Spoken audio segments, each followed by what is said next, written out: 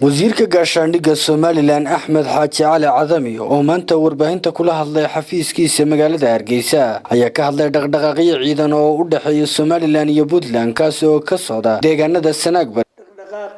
waa jira cid bilowdayna waa Puntland annaguna inaan daawano iyo deesugno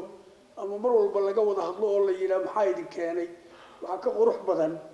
dhaqdhaqaaq military dhaqdhaqaaq la sameeyay dhaqdhaqaaqiisu leeyahay dhinaca kalena wuu imanaya ma garata waqtiga marka ay timaado oo aqligu si fiican u shaqeeyo la yiraahdo waxay ka wada hadalana iyaduna waa xilligeed goolida wasida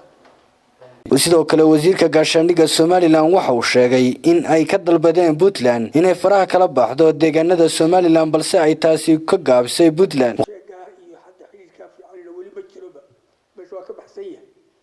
لكن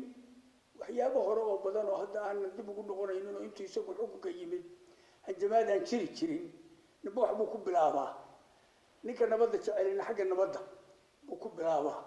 يشيدان كان ليس كناروي يدبر يد قرب يسرقنا يوم حاول بهني إنه كود هذا الله نيك أن حاجة أوتشيدنا لنا عكلا أوتشيدان وما تليه يسوي شيء وما يسوي شيء وحكم بالعبا ربع حريننا بالحرين لأنكم مرض به هذا وأنه شرب عربت تنحنا وأنني يسن بالفرد أود الجري وماله بدت كذي بتشوجا بال أدلك قاعد السومالي لأنه مركل له أو كلام بدني بتشوفه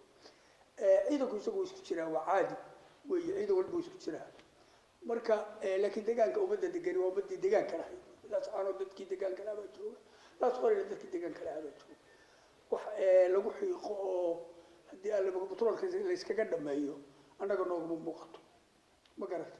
wax la isugu hanjamo oo hatta waxay kaga qurux badan tahay